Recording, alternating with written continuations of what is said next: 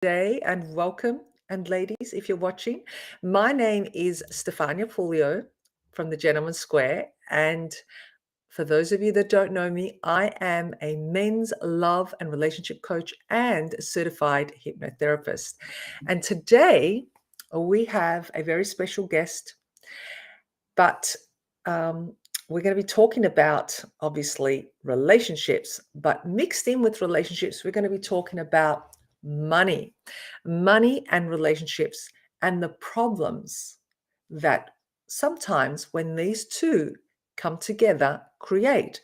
Now, not always, money doesn't always have to be like that when it comes to relationships. And of course, relationships are hard enough on their own. But as I said, once we add money in the picture, it can either make a relationship, a marriage, or break it. Okay.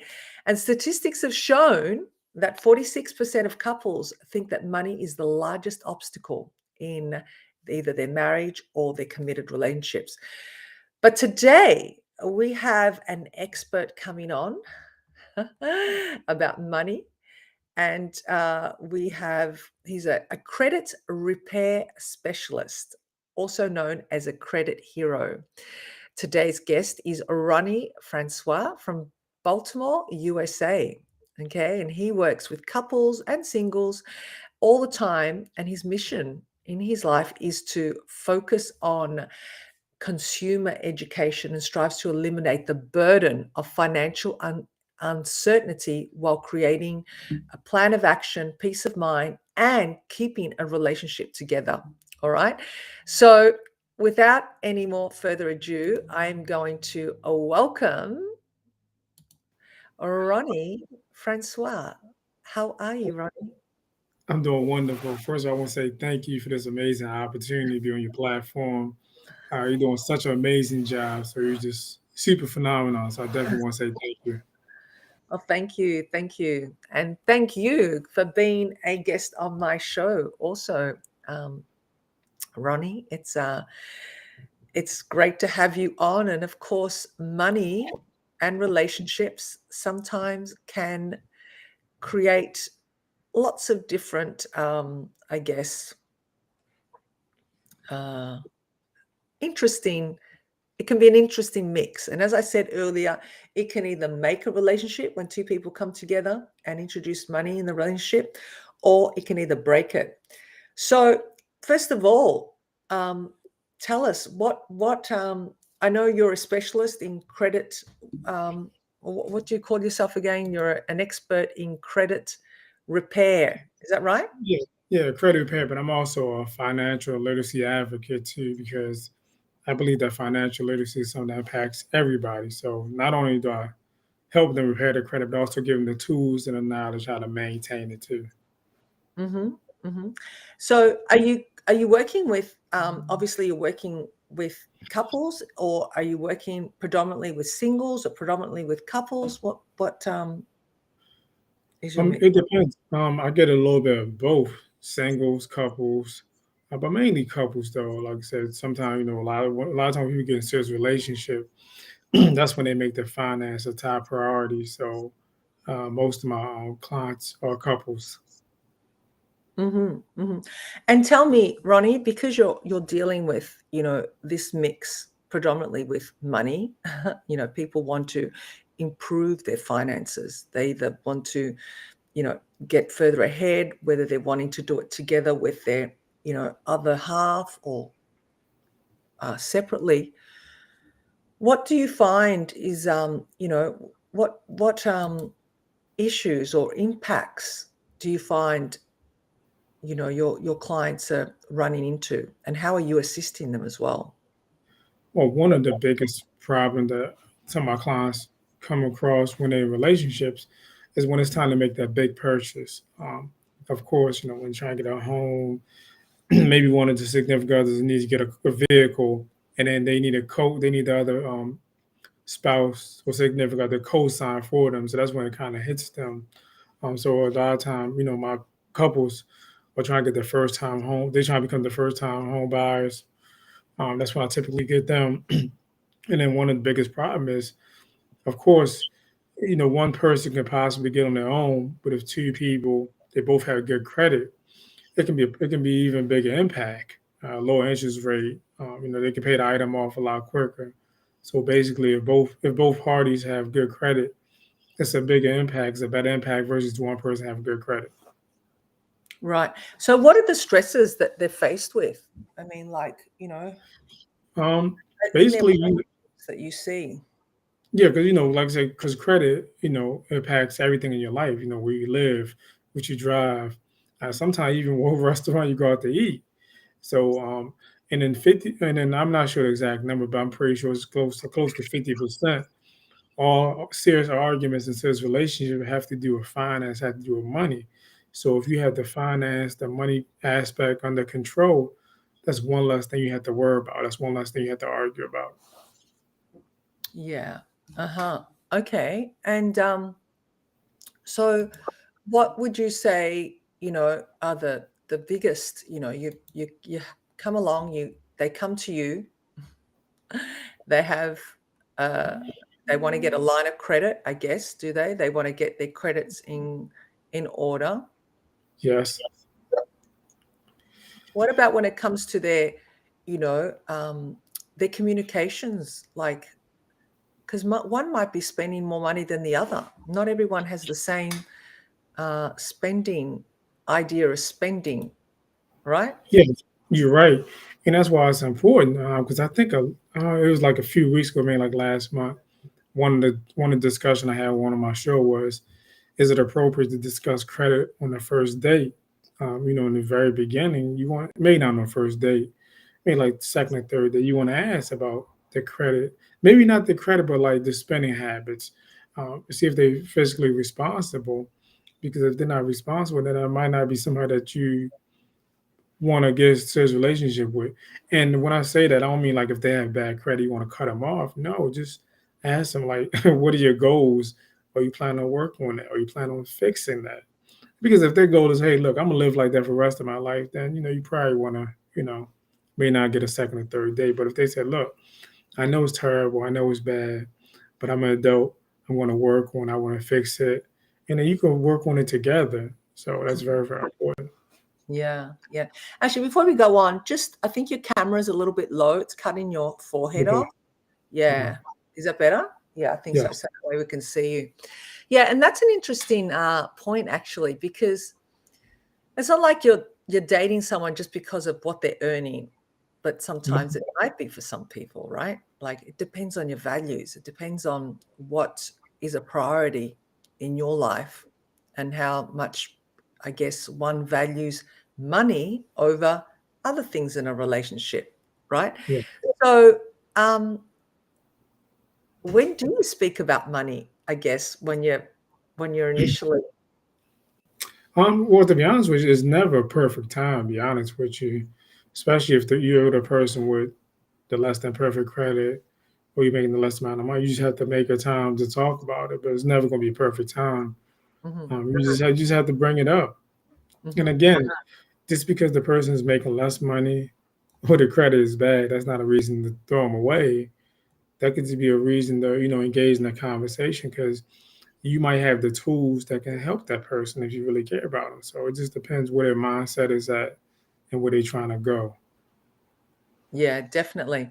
And also, wouldn't you say communication is like really key? I mean, because there's a thing called inverted commas financial infidelity, where Mm, one may not be telling the truth about, I guess, their spending habits, even if, like, say, for example, now we're kind of talking about not so much in the dating scene, but it could be even um, in a committed relationship. Because let's face it, a lot of people are spending more just for the mm, fact of feel good. Like they call it shopping therapy. When particularly women love to go shopping just for yeah, therapy.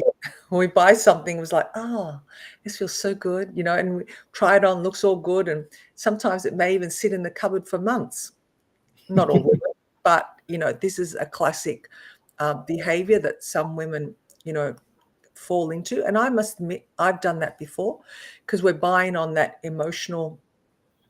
So we could be spending and not really telling the other person, our other better half, what we're spending either, right? So Yeah, that can bring a lot of stresses in relationships.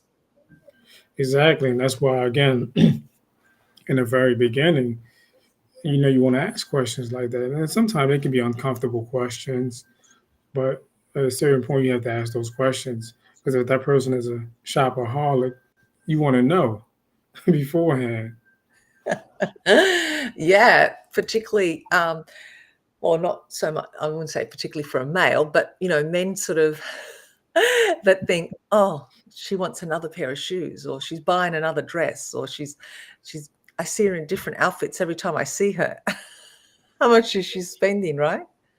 Well, it's not. I don't think there's anything wrong so much. As a woman getting nice things, nice dress, nice shoes, nice purse. Because we as men, we spend too. We just might get like a nice expensive watch or a nice suit. So the men we spend too. I think we just spend what we need to. You know what I mean? Or if we do spend wild, it's just like stuff that we don't even need. But I Mhm. think because it can go both ways. So, but like I said, but I don't think there's nothing wrong with splurging on yourself and spending money yourself though. No, absolutely not. I think we need to Yeah, do that. That's definitely, yeah, I think it's more along the case where I think where you have a couple where one, prioritizes on spending and the other one prioritizes on saving. So then mhm. what happens? Do you think we have more of a problem when we've got two complete opposites like that, particularly Yes, when they're trying to either buy a house, save money, pay bills, you know, family to attend to? yeah, that's definitely a problem. Again, it goes back to the very beginning, the honeymoon phase of the dating. You have to ask questions like that. And, and then sometimes it goes on the street, it's called dating within your wage. So if you're making like 30,000 a year and this person has a habit of spending like 60, 80, 90,000, then you and that person might not be compatible. So you have to date within your wage. Mm, mm. So would you say it's true that most relationship breakups happen because of money, like money issues? Um, I wouldn't say I would say that has something to do with it, but I do know about 50% of arguments in a relationship have to do with money or finance. So in essence, most of it has to do with that. Mm, okay. And what would you know, what do couples usually argue about when it comes to money? Basically, one of the things is if the credit situation comes up, that can be one of the arguments. Like maybe one couple might want to live in a certain house, or they might want to buy a certain car, but they can't do it because if they want to get a certain house, it's hard for them to do it because the significant other credit might not be where it needs to be. Or even if they want to get like a nice apartment or a condo, it's hard to do it because the other person, so they have to do it on their own. And sometimes if two people have good credit, it makes it easier to obtain certain items. Now it's possible one person can do it, but why should you have to put that on one partner when certain items, should be in, both your names? Mm, So yeah, so it does. It can definitely impact. Like I said, it can impact where you live, what you drive, how you eat, what schools your kids go to. So that's why it's important for both couples, whether married or unmarried, to have decent or good credit. yeah, yeah, definitely. And I know things are different, I guess, in every different country. Are you just dealing with clients in the States, or do you have clients from other parts of the world as well? Well, right now, just in the United States right now, because Mhm, when it comes to credit, like every country is different. Um, I mean, the concept might be close, but they have different companies, or different credit reporting agencies that does it. mhm, mhm. Okay, cool. And, yeah, so what about I mean, different couples have different, I guess, way they handle money in their relationships. What do you find? Do you find people are putting their money together, couples putting their money together, or they're keeping their separate accounts? Like, what's the right thing, or what's not that there's a right thing and the wrong thing, but predominantly what are couples doing? Or So typically they usually have three accounts. Each person have their own account. Then there's a joint account where they both put money into to cover certain bills. Mhm. Okay, and that works predominantly well for most couples. Like, is that what Yeah, they're? most yeah, Mm, just that three account. Because you want at the end of the day you want to have your own money, your own spending money, do whatever you want to do. But then you also have to be responsible. Hey, the mortgage gotta be paid, car payments. So that's where that third account comes in handy. That way for stuff that needs to get done. mm. So would you say that, having a good money mindset too is really important in a couple's relationship? Yeah, most definitely. When it comes to money, finance, credit, all of that plays a big role in any relationship. Like I said, not necessarily marriage, because a lot of people live together and not married. So any type of serious relationship that has a big impact on it. And then the goal is, like I said, if one partner is not where they should be, the other partner can, help them get there, or they can work on it together. Mm, yeah. Okay.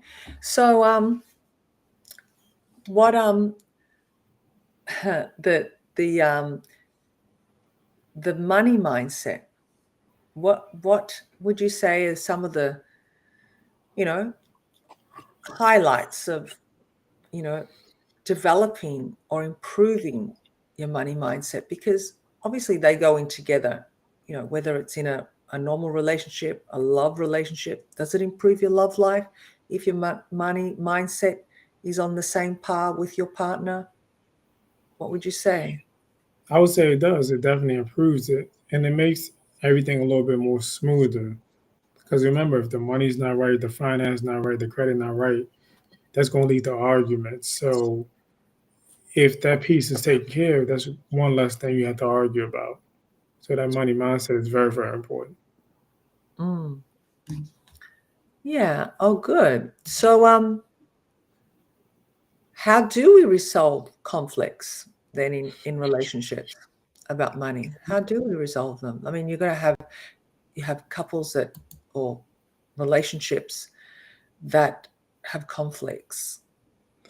Basically, you have to talk about it. And sometimes it can be uncomfortable conversation, but at the end of the day, you still have to have those conversations. And that's why good communication is the key. You have to talk about it. Mm. And what pointers would you say is good communication when it comes to these areas of life, improving Um, money, credit in a relationship?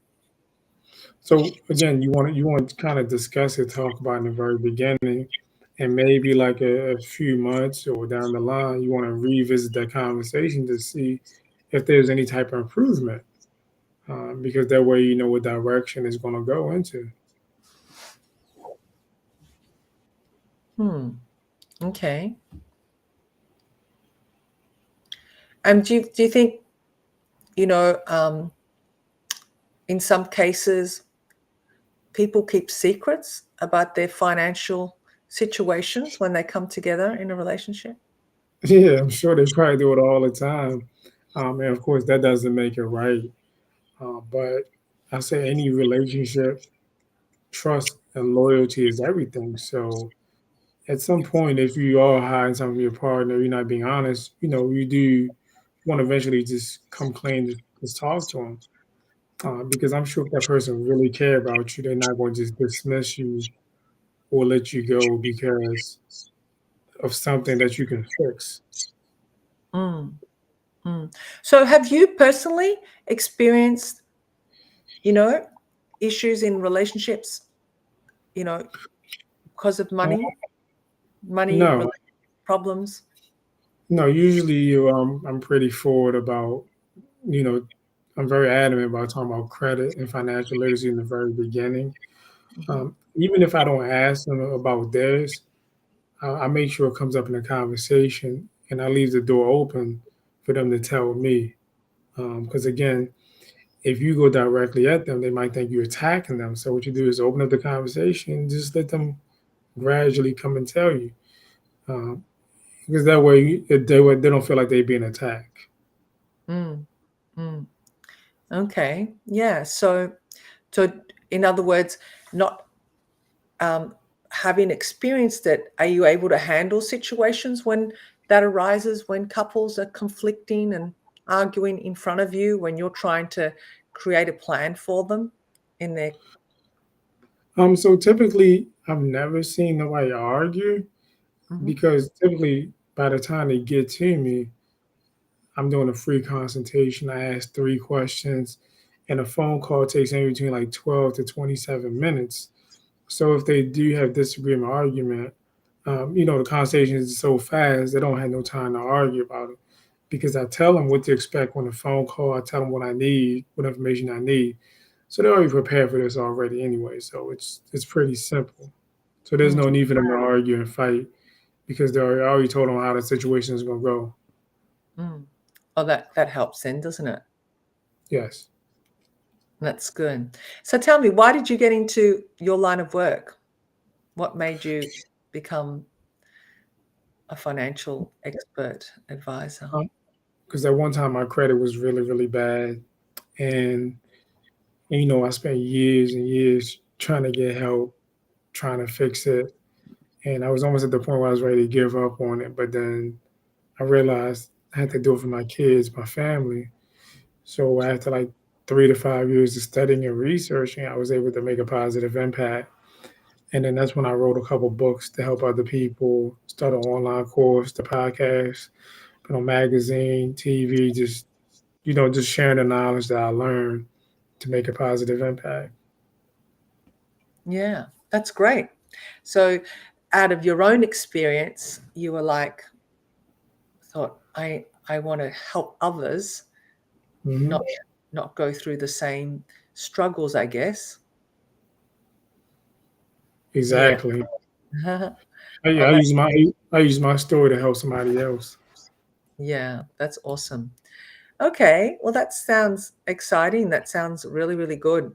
So, is there anything that you would like to add to, money, relationship, and problems? What, any of your experiences, any of your suggestions, three, outcomes of, having a successful relationship and having an abundance mindset and having, your credit finances in order?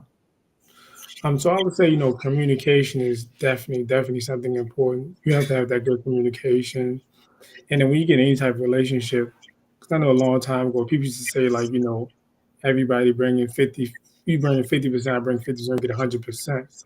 But my mindset is well, like, what if everybody bringing 100%? Everybody bringing 100%, then you always going to have that continuous overflow in case something does happen. So instead of everybody bring 50%, everybody should bring 100%, and you always going to have that overflow. Yeah, that makes perfect sense, actually. That's like when I say when two people come together in a relationship, you're not looking for your other half, you're coming as one complete person, and then the other person's coming as a one complete person, which is 100%, 100% coming together, and you've Exactly. definitely, you know, got an overflow rather than being dependent on each other, right? Yep. Mm, okay. And your second pointer? Um, I would say, when it comes to relationship, trust and loyalty is everything. You have to have that trust, and without that, there can be no relationship. So then that's when it comes to communicating about the credit, about the finance. Your partner has to believe whatever you tell them. And, because once that trust is gone, it's going to have a negative impact on the relationship. Yeah. And sometimes people can have a really good relationship outside the fact of money. So if they can get their money issues sorted and completely organized, then their relationship's going to thrive, right? Yes. So that or vice definitely makes a big versa. impact. What's that? Sorry? I say, yeah, that would definitely have a big impact.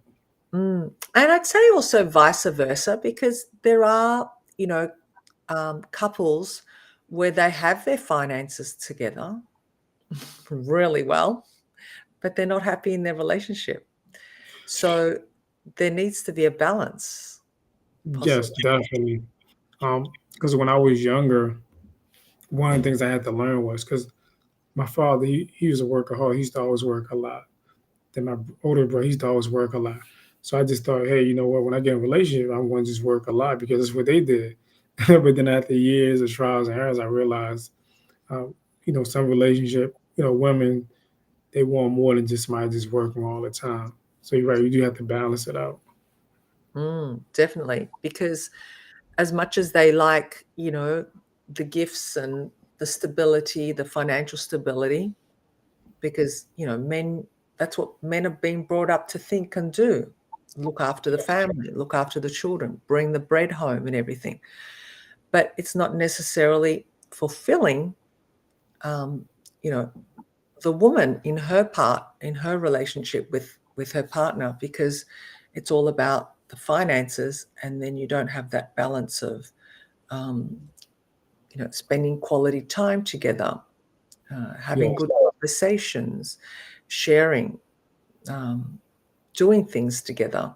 So there's that's, I think, so important and overlooked, because we are women living in a society where I think everything is about wanting more, having more, wanting more, creating all this financial, um, stability, chasing the hmm dollar,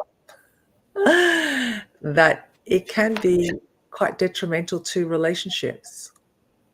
yes, I totally agree with you. Yeah, good. Okay. Yeah. So I'd say, not communicating, not being honest, having loyalty, and trying to understand the different mindsets and personalities is also, particularly in the beginning of relationships. I would probably say also, setting your financial goals together, hmm it would have to be quite important, and also independently, because, particularly for those that, and as you said, the majority, which makes a lot of sense, having a joint account and then having your separate accounts. That way you have your goals together, and also having your goals uh, set independently. Yes. Would you say there's also, um, routines, or I don't know, having good money routines, like we have routines to do everything else in life? Would you say having a good money routine is also something that people can develop? Because not everybody has good relationships with money, right? Yeah, and I think definitely a good money routine is important. For example, like that goes down to your savings. How often you're saving. You're putting some in there every week, every month, every couple of days. So you do want to have a routine of saving. So that's very, very important. Because Mm, like you said, we have a routine for everything else. Why not have a routine for saving or managing money? absolutely. Well, that way you're creating a strategy. There's a process on how you deal with money. And really, money, it's an energy, isn't it?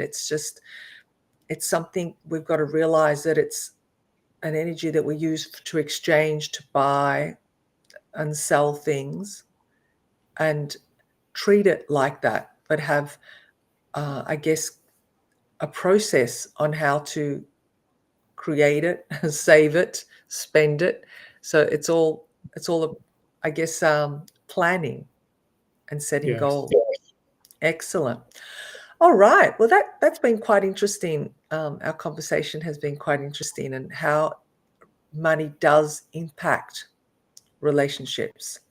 I think, there's probably a lot more to be said, even on an emotional level, because sometimes one may not have a good relationship with money, whether it be because of their past, like you said, watching your parents, our upbringing, what relationship our parents had with money. And then we bring these values and beliefs and known associations into our own relationships, which Yes. are not necessarily serving us. Some might, some may not. Particularly, when you're joining forces with someone else who has different mindsets about money. Yeah, okay, that's great. Well, thank you, Rony. I really appreciate your time, and I appreciate you coming on the show. And I know people may want to reach out to you for some assistance. How can they reach out to you? They can go to my website, RonyFrancois.com, or they can find me on Instagram, Mr. Ronnie _ Credit Hero, or they can just Google my name, Rony Francois, the Credit Hero. That's how I can. And then also, I also want to do something for your guests too. So you get to select one lucky winner, and then I'll send an autographed copy of my book. It's called Arrows: What is Your Definition of Love? I'll send it to you. You send it to them, whatever the case might be. So whatever lucky winner you select will get a free book. Yes, that's right. You have an excellent free ebook, which I forgot to mention, which is quite interesting. There, you're quite a writer, so thank you for sharing that. Yes. So for those of you out there that want to know more about and need help with the Credit Hero, reach out to Rony Francois, and he will gladly help you and also give you a complimentary consultation. Is that right? Yes. Yeah, to see how you can work together. All right. Well, thank you so much for coming on, Rony. Well, thank you for having me. I definitely appreciate it. I appreciate you. And we'll talk some more. So don't go anywhere. So I'm just going to be signing off and saying thank you to everyone. I'd like to thank you for listening. If you're listening on the replay or live, please hashtag us. Tell us where you're from. If you have any questions, anything you want to know more about, and we can talk about on the show, please let us know. And as always, subscribe, press the subscribe button, share and like. And as always, sending you lots of love and passion, and we'll see you next time. Bye for now. Bye, Rony. Well, thank you.